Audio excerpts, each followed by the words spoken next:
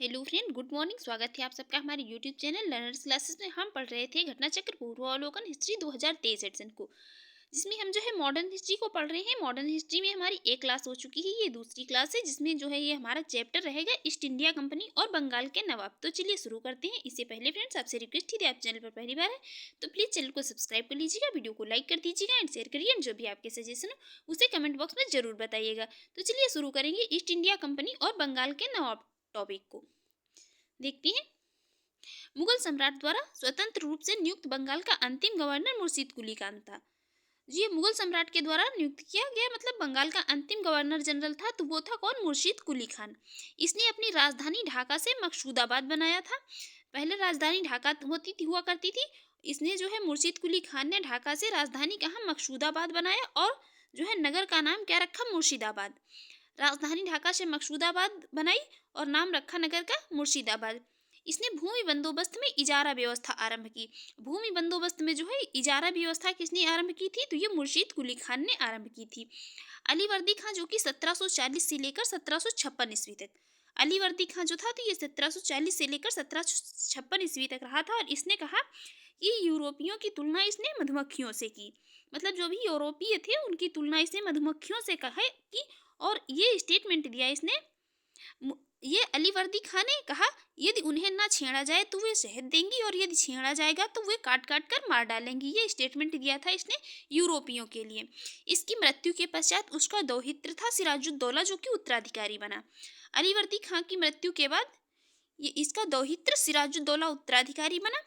Black hole की एक कथित घटना होती है 20 जून 1756 ईस्वी को। मोस्ट इंपॉर्टेंट घटना है ये ब्लैक होल की घटना। 20 जून 1756 ईस्वी को सिराजुद्दौला के समय में हुई थी।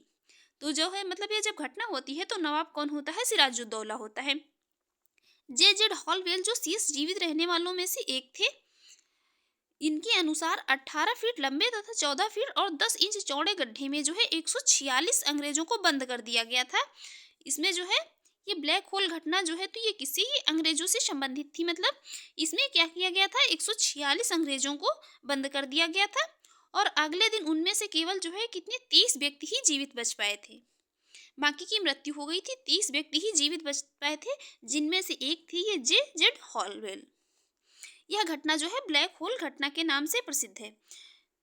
और समकालीन मुस्लिम इतिहासकार गुलाम हुसैन ने अपनी इनकी एक पुस्तक है ये गुलाम हुसैन की, इन्होंने सियार उल जो है मुतखैरीन में इसका कोई उल्लेख नहीं किया है। भारतवर्ष में ब्रिटिश साम्राज्य का संस्थापक लॉर्ड रॉबर्ट क्लाइव को माना जाता है। भारत में ब्रिटिश साम्राज्य का संस्थापक माना जाता है किसको? ये लॉर्ड रॉबर्ट क्लाइव को माना जाता है, जिसने प्लासी के युद्ध जो कि प्लासी का युद्ध ये कब हुआ था? तो ये 23 जून 1757 ईस्वी को हुआ था। बंगाल के नवाब सिराजुद्दौला को पराजित करके पहली बार भारत में ब्रिटिश प्रभुत्व की नींव रखी गई थी। ये मतलब अंग्रेजों के बीच और ये नवाब के उस समय बंगाल के जो नवाब थे सिराजुद्दौला उनके बीच हुआ था प्लासी का युद्ध 30 जून 1757 ईस्वी को, जिसमें क्या था? ये सिराजुद्दौला पराजित हो गए थे। प्लासी जो है ये वर्तमान में मतलब इसका नाम प्लासी है। ये कहाँ पर है? तो ये पश्चिम बंगाल में, पश्चिम बंगाल के नदिया जिले में भागीरथी नदी के किनारे स्थित है। कहाँ पर? ये सभी मतलब एक एक पॉइंट यहाँ पर इंपॉर्टेंट है। बंगाल में है और ये नदिया जिले के भागीरथी नदी के किनारे स्थित है। क्या? प्लासी। क्लाइव भारत में बंगाल के गवर्नर के पद पर जो है कब? 1757 से लेकर 1760 ईस्वी तक रहते हैं, और ये फिर 1765 से लेकर 1767 ईस्वी तक रहते हैं। कौन? रॉबर्ट क्लाइव, बंगाल के गवर्नर के पद पर। आगे बात करेंगे। इस दौरान उसने जो है अवध के नवाब शुजाउद्दौला के साथ इलाहाबाद की संधि की। अवध के नवाब होती हैं शुजाउद्दौला, उनके साथ ये रॉबर्ट क्लाइव जो हैं तो ये इलाहाबाद की संधि करती हैं। अंग्रेज सैनिक का एक श्वेत विद्रोह के मतलब ये अंग्रेज सैनिकों का एक श्वेत विद्रोह उसके समय में हुआ। क्लाइव द्वारा बंगाल में सफलतापूर्वक एक लुटेरा राज्य की स्थापना की गई। क्लाइव के द्वारा बंगाल में एक जो है लुटेरा राज्य की स्थापना की गई, और क्लाइव एक सैनिक के रूप में जननेता थे। क्लाइव जो थे तो ये एक सैनिक के रूप में जननेता थे। विलियम पिट ने इनके संबंध में एक स्टेटमेंट दिया, ए हेवन बोर्न जनरल। वह जो है स्वर्ग से उत्पन्न सेना नायक कहा उनको। किसने? विलियम पिट ने रॉबर्ट क्लाइव को। आगे बात करेंगे यहाँ पर अलीवर्दी खां के उत्तराधिकारी नवाबों में मीर कासिम जो कि 1760 से लेकर 1763 ईस्वी में जो कि मतलब सबसे योग्य ये था। पूर्णिया तथा रंगपुर के फौजदार के रूप में वह अपनी योग्यता पहले ही दर्शा चुका था और वह अपनी राजधानी जो है तो ये मुर्शिदाबाद से कहाँ मुंगेर ले गया था। अलीवर्दी कहाँ जो था तो ये अपनी राजधानी मुर्शिदाबाद से कहाँ मुंगेर ले गया था। वह मुर्शिदाबाद के षड्यंत्र में वातावरण तथा कलकत्ता से जो है दूर रहना चाहता था, ताकि अंग्रेजों का मतलब इसलिए दूर रहना चाहता था कि जो है मतलब अंग्रेज हैं उनका हस्तक्षेप अधिक ना हो। आगे बात करेंगे यहाँ पर मीर कासिम ने सेना का ये गठन यूरोपीय पद्धति पर करने का निश्चय किया। मीर कासिम जो थे तो उन्होंने कहा कि मतलब सेना का गठन जो किया जाएगा तो यूरोपीय पद्धति पर किया जाएगा। इसके द्वारा मुंगेर में तोपों तथा ये मतलब तोड़ेदार बंदूकें बनाने की व्यवस्था की गई और इसके अतिरिक्त जो है मीर कासिम ये राज्य की आर्थिक स्थिति को भी सुधारने के लिए प्रयत्नशील रहे। इसमें जो है जिन अधिकारियों ने मतलब गबन किया था उन पर बड़े बड़े जुर्माने लगाए गए और कुछ नए कर भी उसने मतलब लगाए। और फिर 22 अक्टूबर 1764 को ये 22 अक्टूबर 1764 को अंग्रेजों ने मीर कासिम जो कि अवध के नवाब शुजाउद्दौला तथा दिल्ली के मुगल सम्राट शाह आलम द्वितीय की सम्मिलित सेना को जो है बक्सर की युद्ध में परास्त कर दिया। ये 22 अक्टूबर 1764 को मतलब युद्ध होता है बक्सर का, जिसमें लड़ रहे होते हैं कौन कौन, मीर कासिम और अवध के नवाब शुजाउद्दौला और दिल्ली के मुगल सम्राट जो थे शाह आलम द्वितीय। इनकी संयुक्त सेना लड़ रही होती है किससे, अंग्रेजों से, और इसमें इनको अंग्रेजों के द्वारा जो है सबको परास्त कर दिया जाता है। युद्ध में अंग्रेजों की कमान जो है कौन संभाल रहे होती हैं, तो वो होते हैं मेजर हेक्टर मुनरो। युद्ध में अंग्रेजों की कमान मेजर हेक्टर मुनरो के हाथ में होती है। और इस युद्ध में देखते हैं आगे क्या होता है। इस युद्ध के समय जो है ये वेंसीटार्ट बंगाल का गवर्नर था। बंगाल का गवर्नर जो था तो कौन था, वेंसीटार्ट था। इस युद्ध के परिणाम ने जो है प्लासी के निर्णयों पर मुहर लगा दी और भारत में अब अंग्रेजों को चुनौती देने वाला कोई दूसरा नहीं था। अब अंग्रेजों को मतलब जो है यहाँ पर अंग्रेजों को किसी से जो है खतरा नहीं होता है, चुनौती देने वाला उन्हें कोई दूसरा नहीं था। इलाहाबाद तक प्रदेश जो है, इलाहाबाद तक का जो प्रदेश था अंग्रेजों के अधिकार में आ गया और दिल्ली विजय का मार्ग भी खुल गया। बक्सर का युद्ध जो है ये भारतीय इतिहास में निर्णायक सिद्ध होता है। बक्सर के युद्ध के समय बंगाल का नवाब मीर जाफर तथा दिल्ली का शासक जो है शाह आलम द्वितीय था। बंगाल का नवाब जो था तो वो मीर जाफर था और दिल्ली का शासक कौन था, शाह आलम द्वितीय था। इलाहाबाद की दूसरी संधि कब होती है, ये 16 अगस्त 1765 होती है। इलाहाबाद की दूसरी संधि, इसके अनुसार शाह आलम को अंग्रेजी संरक्षण में ले लिया जाता है और उसे जो है इलाहाबाद में रखा जाता है। इलाहाबाद तथा कड़ा के जो क्षेत्र नवाब ने छोड़ दिए थे शाह आलम को मिलते हैं 12 अगस्त 1765 की। 12 अगस्त 1765 की संधि के अनुसार जो है तो इसमें मुगल बादशाह जो थे शाह आलम द्वितीय ने कंपनी को बंगाल, बिहार तथा उड़ीसा की दीवानी जो है स्थायी रूप से दे दी। और इस समय Robert Clive east India company का जो है बंगाल का गवर्नर था। इसी समय बंगाल में द्वैध शासन की शुरुआत होती है। ये बंगाल में तो मतलब द्वैध शासन की शुरुआत किसके समय में होती है, तो रॉबर्ट क्लाइव के समय में होती है। मोस्ट इंपॉर्टेंट है, बंगाल में द्वैध शासन की शुरुआत रॉबर्ट क्लाइव के समय में। आगे बात करेंगे यहाँ पर कंपनी ने दीवानी कार्य के लिए 2 उपदीवान, बंगाल के लिए मोहम्मद रजा खान तथा बिहार के लिए जो है ये राजा सिताब राय की नियुक्ति की। शाह आलम द्वितीय का संपूर्ण जीवन जो है ये आपदाओं से घिरा रहता है और उसे आखिरी में जो है अंधा कर दिया जाता है। शाह आलम द्वितीय के समय में 1803 ईस्वी में दिल्ली पर जो है अंग्रेजों का अधिकार हो जाता है। शाह आलम द्वितीय के समय 1803 ईस्वी में दिल्ली पर अंग्रेजों का अधिकार हो जाता है और शाह आलम द्वितीय तथा उसके 2 उत्तराधिकारी होते हैं। शाह आलम द्वितीय तथा उसके 2 उत्तराधिकारी अकबर द्वितीय जो कि 1806 से लेकर 1837 ईस्वी और बहादुर शाह द्वितीय जो 1837 से लेकर 1857 ईस्वी ये ईस्ट इंडिया कंपनी के मात्र मतलब जो है पेंशन फौजी बनकर रह जाते हैं। और 1765 ईस्वी में अंग्रेजों द्वारा सिलहट की दीवानी प्राप्त की गई तथा वर्मा के युद्ध के बाद स्कॉट द्वारा जो है ये सिलहट को जैंतिया तथा गारो पहाड़ी क्षेत्रों से जोड़ने के लिए सड़कों का भी निर्माण यहाँ पर किया जाने लगा, जिसके विरोध स्वरूप इन पहाड़ियों पर रहने वाली जो खासी जनजाति के लोगों ने अपने नेता तीरथ सिंह के नेतृत्व में विद्रोह कर दिया। ये मतलब ये खासी जनजाति के नेता होते हैं एक तीरथ सिंह, इनके नेतृत्व में ये जो सड़क का निर्माण किया जा रहा होता है इसका ये विद्रोह कर देते हैं। के.एम. पन्नीकर ने कहा कि 1765 से लेकर 1772 ईस्वी तक कंपनी ने मतलब है बंगाल में डाकुओं का राज्य स्थापित कर दिया। ये स्टेटमेंट देते हैं के.एम. पन्नीकर। अब हम यहाँ पर देखेंगे क्वेश्चन को। देखिए पहला क्वेश्चन क्या है। पहला क्वेश्चन है निम्नलिखित में से कौन एक मुगल सम्राट द्वारा नियुक्त बंगाल का अंतिम गवर्नर था, तो वो कौन था, मुर्शिद कुली खान था, जिसको कि मुगल सम्राट के द्वारा नियुक्त किया गया था। देख लेते हैं इसकी एक्सप्लेन। मुगल सम्राट द्वारा मुगल सम्राट फारूक सियार के द्वारा 1717 ईस्वी में मुर्शीद कुली खान को बंगाल का गवर्नर सूबेदार नियुक्त किया जाता है और मुर्शीद कुली खान की मृत्यु के पश्चात जो है उसका दामाद सुजाउद्दीन बंगाल का सूबेदार बनता है, जिसे तत्कालीन मुगल सम्राट मोहम्मद शाह रंगीला द्वारा मान्यता प्रदान की गई। अतः जो है मुगल सम्राट द्वारा नियुक्त बंगाल का अंतिम गवर्नर कौन होता है? ये मुर्शीद कुली खान था। देखेंगे नेक्स्ट क्वेश्चन। नेक्स्ट क्वेश्चन है मुगल बादशाह द्वारा नियुक्त बंगाल का अंतिम सूबेदार कौन था? ये यहाँ पर जो है सूबेदार या गवर्नर कुछ भी लिखा मिल सकता है, तो हमें कंफ्यूज नहीं होना है। ये मुर्शीद कुली खां था। और ये वाला क्वेश्चन जो है चाहे कोई भी एग्जाम हो, ये क्वेश्चन बहुत पूछा जाता है कि जो है मुगल बादशाह के द्वारा नियुक्त बंगाल का अंतिम गवर्नर कौन था? तो ये मुर्शीद कुली खान था, इसको याद रखना है। नेक्स्ट है निम्नलिखित में से कौन सा युद्ध जिसने भारत में ब्रिटिश प्रभुत्व को प्रारंभ किया था? तो भारत में मतलब ये बात की जा रही है कि जिसने भारत में ब्रिटिश प्रभुत्व को प्रारंभ किया था, तो प्रारंभ किया था किसने यहाँ पर? ये प्लासी के युद्ध ने। देख लेते हैं इसकी एक्सप्लेन। भारत में ब्रिटिश प्रभुत्व का प्रारंभ जो है प्लासी के युद्ध से होता है और प्लासी का युद्ध ये होता है 23 जून 1757 ईस्वी में रॉबर्ट क्लाइव के नेतृत्व में अंग्रेजों जो है ने बंगाल के नवाब सुजाउद्दौला जो सिराजुद्दौला होती हैं, बंगाल के नवाब होते हैं, सिराजुद्दौला को पराजित किया और नवाब की सेना 3 विद्रोही मतलब ये राजद्रोहियों मीर जाफर, यार लतीफ और ये राय दुर्लभ के सेना नायकत्व में मतलब होता है। कौन इनके जो सेना नायकत्व थे ये कौन थे? मीर जाफर, यार लतीफ और राय दुर्लभ राय। नवाब की एक अग्रगामी टुकड़ी के नेता होते हैं मीर मदन तथा मोहनलाल थे।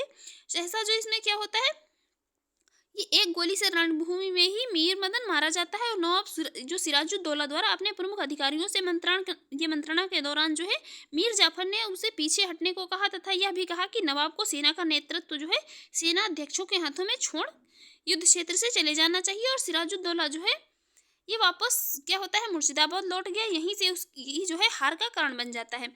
और प्लासी के युद्ध ने जो है अंग्रेजों को तात्कालिक सैनिक एवं वाणिज्यिक लाभ प्रदान किए। इसने जो है कृषि उत्पादन और दस्तकारियों के क्षेत्र में अग्रणी 3 राज्यों जिसमें शामिल थे बिहार, बंगाल और उड़ीसा में राजनीतिक प्रभुत्व स्थापित करने की जो है पृष्ठभूमि तैयार की। और इस युद्ध ने जो है वसुधा भारत में ब्रिटिश साम्राज्य की नींव डाली और फिर यहीं से भारत में ब्रिटिश ईस्ट इंडिया कंपनी की जो है शुरुआत हो जाती है। और भारत में जो है ब्रिटिश ईस्ट इंडिया कंपनी की ये पहली निर्णायक सफलता मानी जाती है। जबकि सर्वाधिक निर्णायक सफलता जो है तो ये बक्सर का युद्ध जो कि 1764 में होता है, जिसने भारत में वास्तविक रूप से ब्रिटिश जो है प्रभुसत्ता स्थापित की। देखेंगे नेक्स्ट क्वेश्चन है इंग्लैंड की ईस्ट इंडिया कंपनी की जो है भारत में प्रथम निर्णायक सैन्य सफलता मानी जाती है। तो ये प्रथम निर्णायक सैन्य सफलता मानी जाती है कौन? प्लासी के युद्ध को, प्लासी के युद्ध से। देखेंगे नेक्स्ट क्वेश्चन। नेक्स्ट है प्लासी का युद्ध लड़ा गया था किस वर्ष में? तो ये लड़ा गया था 1757 ईस्वी में, 1757 में। नेक्स्ट है सिराजुद्दौला लॉर्ड क्लाइव द्वारा परास्त हुआ था किस युद्ध में? तो ये हुआ था प्लासी के युद्ध में। सिराजुद्दौला को लॉर्ड क्लाइव के द्वारा जो है पराजित कर दिया गया था। नेक्स्ट है भारतवर्ष में ब्रिटिश साम्राज्य का संस्थापक कौन था? ब्रिटिश साम्राज्य का संस्थापक था Robert Clive. Lord Robert Clive था। ये जो है 23 जून 1757 ईस्वी में बंगाल के मतलब ये प्लासी के युद्ध में बंगाल के नवाब सिराजुद्दौला को पराजित करके भारत में पहली बार ये ब्रिटिश प्रभुत्व की नींव रखी जाती है। नेक्स्ट है निम्नलिखित में से किसे स्वर्ग से उत्पन्न सेना नायक कहा गया? किसको कहा जाता है? रॉबर्ट क्लाइव को। ये विलियम पिट कहते हैं, ये हेवन बोर्न जनरल। नेक्स्ट है प्लासी का युद्ध। ये प्लासी का युद्ध मैदान कहाँ स्थित है? ये स्थित है कहाँ पर? पश्चिम बंगाल में। ये पश्चिम बंगाल राज्य की ये नदिया जिले में और भागीरथी नदी के किनारे स्थित है। नेक्स्ट है निम्न में से किसने अपनी राजधानी मुर्शिदाबाद से मुंगेर स्थानांतरित की थी? ये था कौन? मीर कासिम। मीर कासिम अपनी राजधानी मुर्शिदाबाद से मुंगेर ले गया था। इसका कारण ये था कि मतलब ये जो है मुर्शिदाबाद के षड्यंत्र में वातावरण तथा कलकत्ता से दूर रहना चाहता था ताकि जो है अंग्रेजों का हस्तक्षेप वहां उसमें अधिक ना हो। नेक्स्ट है यहाँ पर सबसे अधिक निर्णायक युद्ध किसने अंग्रेजों के भारत में प्रभुत्व को स्थापित किया था? सबसे अधिक निर्णायक युद्ध जो है जिसने अंग्रेजों के ये भारत में प्रभुत्व को स्थापित किया था, तो वो कौन था? वो था बक्सर का युद्ध। जहाँ पर बात थी सबसे अधिक की हो तो होगा बक्सर का युद्ध। देख लेते हैं इसकी एक्सप्लेन।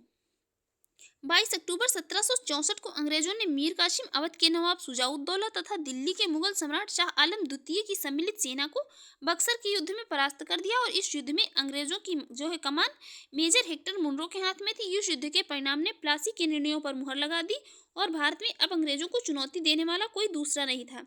इलाहाबाद तक का प्रदेश अंग्रेजों के अधिकार में आ गया तथा दिल्ली विजय का मार्ग खुल गया था। बक्सर का युद्ध भारतीय इतिहास में निर्णायक सिद्ध हुआ और पी.ई. रॉबर्ट्स ने बक्सर के युद्ध के बारे में कहा कि प्लासी की अपेक्षा बक्सर को भारत में अंग्रेजी प्रभुता की जन्मभूमि मानना कहीं अधिक उपयुक्त है।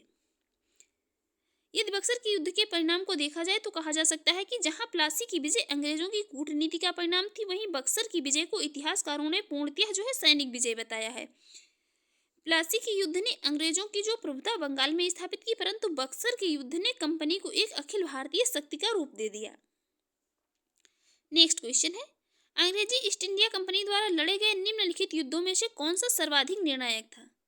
ये सर्वाधिक निर्णायक था कौन? बक्सर का युद्ध। देखेंगे नेक्स्ट क्वेश्चन। नेक्स्ट क्वेश्चन है, निम्नलिखित में से कौन सा युद्ध भारत में अंग्रेजों के आधिपत्य की स्थापना की दृष्टि से सबसे महत्वपूर्ण समझा जाता है? ये समझा जाता है बक्सर के युद्ध को। किसको? बक्सर के युद्ध को। नेक्स्ट है, बक्सर के युद्ध के समय दिल्ली का शासक कौन था? बक्सर का जब युद्ध हुआ था तो दिल्ली का शासक जो है वह था कौन? शाह आलम द्वितीय था। नेक्स्ट है, बक्सर की लड़ाई के समय बंगाल का नवाब कौन था? जब बक्सर का युद्ध हो रहा था तो बंगाल का नवाब था कौन? मीर जाफर। नेक्स्ट है, निम्नलिखित में से जिस एक शासक ने ईस्ट इंडिया कंपनी को दीवानी प्रदान की वह कौन था? वह थे शाह आलम द्वितीय। देख लेते हैं इसकी एक्सप्लेन। इलाहाबाद की दूसरी संधि हुई थी 16 अगस्त 1765 को। इसमें शाह आलम को जो है अंग्रेजी संरक्षण में ले लिया गया था तथा उसे इलाहाबाद में रखा गया था। इलाहाबाद तथा कड़ा के जो क्षेत्र नवाब ने जोड़ दिए थे शाह आलम को मिली थी। 12 अगस्त 1765 के अपने फरमान द्वारा मुगल बादशाह शाह आलम द्वितीय ने कंपनी को बंगाल, बिहार तथा उड़ीसा की दीवानी यह स्थायी रूप से दे दी और इस समय Robert Clive east India company का बंगाल का गवर्नर था। शाह आलम द्वितीय का संपूर्ण जीवन आपदाओं से ग्रस्त रहा और 1788 ईस्वी में उसे अंधा कर दिया गया। शाह आलम द्वितीय के समय में 1803 में दिल्ली पर अंग्रेजों का अधिकार हो गया और शाह आलम द्वितीय तथा उसके दो उत्तराधिकारी अकबर द्वितीय, जो कि ये शाह आलम द्वितीय के मतलब ये जो है इसके शाह आलम द्वितीय के समय में 1803 में दिल्ली पर अधिकार हो गया और शाह आलम द्वितीय तथा उसकी शाह आलम द्वितीय के दो उत्तराधिकारी थे अकबर द्वितीय, जो कि 1806 से लेकर 1837 ईस्वी तक, और बहादुर शाह द्वितीय 1837 से लेकर 1857 तक ईस्वी तक ईस्ट इंडिया कंपनी की मात्र जो है पेंशन भोगी बनकर रह गए थे। अब देखेंगे नेक्स्ट क्वेश्चन। नेक्स्ट क्वेश्चन है, 1765 ईस्वी में ईस्ट इंडिया कंपनी को बंगाल की दीवानी किसने प्रदान की थी? ये की थी मुगल सम्राट ने। किसने? मुगल सम्राट के द्वारा प्रदान की गई थी।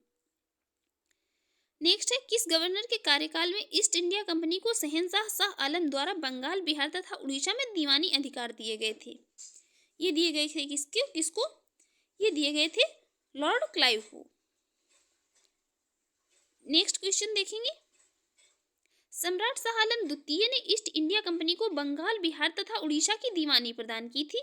ये प्रदान की थी कब? 12 अगस्त 1765 ईस्वी को। नेक्स्ट क्वेश्चन, इलाहाबाद की संधि के समय रॉबर्ट क्लाइव ने मुर्शिदाबाद का उपदीवान किसे बनाया था? यह बनाया था किसको? मोहम्मद रजा खान को। देख लेते हैं इसकी एक्सप्लेन। इलाहाबाद की संधि के अनुसार जो है ये भगोड़े सम्राट शाह आलम को अंग्रेजी संरक्षण में ले लिया गया और उसे इलाहाबाद में रखा गया। ये सब अभी देख चुके हैं। जो है उसने जो है बंगाल, बिहार, उड़ीसा की दीवानी स्थायी रूप से दे दी थी। आगे यहाँ पर बात करती हैं नज्म जो है ये उद्दौला को बंगाल का नवाब स्वीकार किया गया, जिसके बदले नवाब द्वारा सम्राट को कितने 26 लाख रुपए वार्षिक अदा करना था और इस समय कंपनी सीधे कर का संग्रह करने का भार न लेना चाहती था और न ही उसके पास जो ऐसी क्षमता थी। कंपनी ने दीवानी के कार्य के लिए दो उपदीवान बंगाल के लिए रखा मोहम्मद रजा खान को तथा बिहार के लिए रखा किसको? ये राजा सिताब राय की नियुक्ति की और मोहम्मद रजा खान उपनाजिम के रूप में भी कार्य करते थे। इस प्रकार जो है समस्त दीवानी तथा निजामत का कार्य जो था क्या है भारतीयों द्वारा चलता था और अधिकार जो है किसके? कंपनी के हाथों में थे, क्योंकि कंपनी जो है मतलब ब्रिटिश क्या थे? वो लोग थे एक तरीके से कह लीजिए होशियार। इसलिए जो है वो क्या मतलब दीवानी के कार्य जो होते थे और निजामत के कार्य वो सभी भारतीयों को दे रखे थे और अधिकार जो है क्या अपने हाथ में ले रखे थे। देख लेते हैं नेक्स्ट क्वेश्चन। नेक्स्ट क्वेश्चन है यहाँ पर 1765 ईस्वी में दीवानी प्रदान किए जाने के बाद ब्रिटिश सबसे पहले निम्नलिखित में से किस पर्वतीय जनजाति के संपर्क में आए थे? ये आए थे खासी जनजाति के संपर्क में। बंगाल की दीवानी प्राप्त करने के पश्चात ब्रिटिश 1765 में शिलाहट आए थे और खासी जनजाति के लोग जो है ये चावल, नमक एवं सूखी मछलियों के बदले रेशम, सूती सामान, लोहा, मोम, मधु एवं शींग का व्यापार करने हेतु शिलाहट की सीमा पर पंडुआ में आते थे। यहीं से ये खासी पर्वतों में पाए जाने वाले चूना पत्थर का उपयोग तथा बंगाल में चूना पत्थर की मांग की पूर्ति हेतु ये किया जाता था। कुछ समय पश्चात ईस्ट इंडिया कंपनी के ब्रिटिश अधिकारी चूना पत्थर का व्यापार करने लगे, जिससे वे खासी जनजाति के संपर्क में आए थे। देखेंगे नेक्स्ट क्वेश्चन। नेक्स्ट क्वेश्चन है यहाँ पर अवध के सल्तनत की हिंदू नायब वजीर के संदर्भ में निम्नलिखित कथनों पर विचार कीजिए। दो स्टेटमेंट दिए हैं। पहला है राजा टिकैत राय नवाब आशफुद्दौला के अर्थमंत्री थे। राजा टिकैत राय जो थे तो ये नवाब आशफुद्दौला के अर्थमंत्री थे, करेक्ट है। दूसरा है अवध के नवाबों के राज्य में सामान्यतया कतिपय हिंदू जातियों के लोगों को उच्च स्थान प्राप्त थे। अवध के नवाबों के समय में क्या था, जो मतलब हिंदू जातियां थी, हिंदू जातियों के जो लोग थे तो उनको उच्च स्थान प्राप्त था। बिल्कुल करेक्ट है, यहाँ पर दोनों स्टेटमेंट करेक्ट हैं। देख लेते हैं इसकी एक्सप्लेन। राजा टिकैत राय यहाँ पर जो है मतलब वही बिल्कुल स्टेटमेंट ही दिए हैं। तो देखते हैं नेक्स्ट क्वेश्चन। इसलिए नेक्स्ट क्वेश्चन है यहाँ पर 18वें शतक में भारत में लड़े गए युद्धों का निम्नलिखित में से सही कालानुक्रम कौन सा है? यहाँ पर 18वें शतक की बात हो रही है। 18वें शतक में कौन कौन से युद्ध लड़े गए थे उनका सही अरेंजमेंट बताना है। तो सबसे पहले यहाँ पर लड़ा जाता है अंबर का युद्ध, फिर उसके बाद प्लासी युद्ध होता है, फिर वांडीवास का, और फिर लास्ट में सबसे होता है बक्सर का युद्ध। देख लेते हैं इसकी एक्सप्लेन। अंबर का युद्ध लड़ा जाता है 1749 में। अंबर का युद्ध होता है 1749 में। मुजफ्फरजंग, चंदा साहब तथा फ्रांसीसियों की संयुक्त सेनाओं ने बेलूर के समीप जो है अंबर या अंबूर नामक स्थान पर कर्नाटक के नवाब अनवरुद्दीन को पराजित कर उसकी हत्या कर दी थी और मुजफ्फरजंग ये दक्कन का सूबेदार बन गया। इस उपलक्ष्य में उसने अपने हितकारी डुप्ले को कृष्णा नदी के दक्षिणी भाग के मुगल प्रदेशों का गवर्नर नियुक्त कर दिया और ये उत्तरी सरकार के कुछ जिले भी फ्रांसीसियों को दे दिए। इसके अतिरिक्त जो ये मुजफ्फरजंग की प्रार्थना पर एक फ्रेंच सेना की टुकड़ी बुस्सी के नेतृत्व में हैदराबाद में तैनात कर दी गई। अब देख लेते हैं प्लासी युद्ध। प्लासी युद्ध जो कि 1757 को हुआ था। अंग्रेजों द्वारा बंगाल के नवाब सिराजुद्दौला के मध्य युद्ध के परिणाम स्वरूप अंग्रेजों को पूरे बंगाल पर नियंत्रण हो गया था और क्लाइव ने मीर जाफर को बंगाल का नवाब बनाया। नवाब बनने के बाद मीर जाफर ने अंग्रेजों को उनकी सेवाओं के लिए जो है कितने 24 परगनों की जमींदारी से पुरस्कृत किया। उन्हें जो है 24 परगनों की जमींदारी से पुरस्कृत किया और क्लाइव को जो है यहाँ पर जो है क्लाइव को 2,34,000 पाउंड की निजी भेंट दी गई। क्लाइव को जो है ये तो जो 24 परगनों की जमींदारी भी दी गई और जो है 2,34,000 पाउंड की निजी भेंट भी दी गई। अब देखते हैं यहाँ पर वांडीवास का युद्ध। वांडीवास का युद्ध ये हुआ था जनवरी 1760 को। ये अंग्रेजों तथा फ्रांसीसियों के मध्य लड़ा गया था। युद्ध में फ्रांसीसी पराजित हुए थे। अंग्रेजी सेना का नेतृत्व सर आयरकूट कर रहे थे, जबकि फ्रांसीसी सेना का नेतृत्व काउंट डी लाली ने किया था। अब सबसे लास्ट में हुआ था बक्सर का युद्ध, जो कि हुआ था कब? अक्टूबर 1764 में। मीर कासिम अवध के नवाब सुजाउद्दौला और मुगल सम्राट शाह आलम द्वितीय की संयुक्त सेनाएं लड़ रही थी अंग्रेजों से। युद्ध में अंग्रेज विजयी हुए थे। इस युद्ध में अंग्रेजी सेना का नेतृत्व हेक्टर मुनरो ने किया था। बक्सर के युद्ध ने प्लासी के निर्णयों पर जो है मुहर लगा दी थी। देखेंगे नेक्स्ट क्वेश्चन। उस फ्रांसीसी सेना का नाम बताइए जो 1760 के वांडीवास युद्ध में पराजित हुआ था। वो था कौन? काउंट डी लाली, फ्रांसीसी सेनापति थे। नेक्स्ट है वांडीवास की युद्ध 1760 में। तो ये ब्रिटिश ने फ्रेंच को हराया था, क्योंकि ये ब्रिटिश और फ्रांसीसियों के बीच लड़ा गया था। नेक्स्ट क्वेश्चन है 1760 का प्रसिद्ध वांडीवास का युद्ध अंग्रेजों द्वारा किसके खिलाफ लड़ा गया था? ये लड़ा गया था किसके? फ्रांसीसियों के खिलाफ। नेक्स्ट है यहाँ पर निम्नलिखित में से कौन सा युग्म सही सुमेलित है? सही यहाँ पर सुमेलित वांडीवास का युद्ध जो है तो ये फ्रांसीसी लड़ रहे थे ईस्ट इंडिया कंपनी से। फ्रांसीसियों और ईस्ट इंडिया कंपनी के बीच में हुआ था। अब देख लेते हैं इसकी एक्सप्लेन यहाँ पर। बक्सर का युद्ध हुआ था 22 अक्टूबर 1764 को। अवध के नवाब शुजाउद्दौला, मुगल सम्राट शाह आलम तथा मीर कासिम की संयुक्त सेनाएं अंग्रेजों के मध्य लड़ रही थी। वांडीवास का युद्ध हुआ था 22 जनवरी 1760 को। अंग्रेजों तथा फ्रांसीसियों के मध्य में हुआ था। इसमें फ्रांसीसी पराजित हो गए थे। फ्रांसीसी जो है इसमें पराजित हो गए थे। यही पराजय भारत में उनके पतन की शुरुआत थी। चिलियावाला जो युद्ध हुआ था ये हुआ था 13 जनवरी 1849 को। चिलियावाला युद्ध होता है 13 जनवरी 1849 को। और इस युद्ध में अंग्रेजी सेना का नेतृत्व लॉर्ड गफ ने किया था तथा सिख सेना शेर सिंह के नेतृत्व में लड़ी गई। इस युद्ध में जो है ये अनिर्णीत समाप्त हुई। और इस युद्ध के समय भारत का गवर्नर जनरल था वो लॉर्ड डलहौजी था। भारत का गवर्नर जनरल जो थे तो वो लॉर्ड डलहौजी थे। और खुर्दा का युद्ध तो ये 1795 ईस्वी में निजाम के विरुद्ध मराठों द्वारा लड़ा गया था, जिसमें निजाम की हार हुई थी। खुर्दा का युद्ध 1795 ईस्वी में लड़ा गया था निजाम के विरुद्ध मराठों द्वारा। खुर्दा का युद्ध 1795 ईस्वी में, याद रखिए, इंपॉर्टेंट है, पूछा जाता है। नेक्स्ट, निम्न में से किसने भारत में अंग्रेजों का सर्वाधिक विरोध किया था? तो अंग्रेजों का सर्वाधिक विरोध भारत में किया था तो वो थे कौन? मराठा। देख लेते हैं इसकी एक्सप्लेन। भारत में अंग्रेजों का सर्वाधिक विरोध मराठों द्वारा किया गया था। 3 आंग्ल मराठा युद्धों के बाद ही मराठा शक्ति को दबाया जा सका था और मुगल साम्राज्य के खंडहरों पर मराठों ने अपने साम्राज्य की आधारशिला रखी। उन्हीं परिस्थितियों का अंग्रेजों ने लाभ उठाया और प्रथम आंग्ल मराठा युद्ध में क्या था? अंग्रेजों को मुंह की खानी पड़ी। शालबाई की संधि से प्रथम युद्ध बंद हुआ था। वेलेजली ने 1802 में अपने सहायक संधि के जाल में पेशवा को बांध लिया और 1818 ईस्वी में लॉर्ड हेस्टिंग्स ने मराठों की हो रही शक्ति को जो है, मतलब मराठों की जो रही शक्ति थी उसको भी समाप्त करके ब्रिटिश सर्वोच्चता की स्थापना की।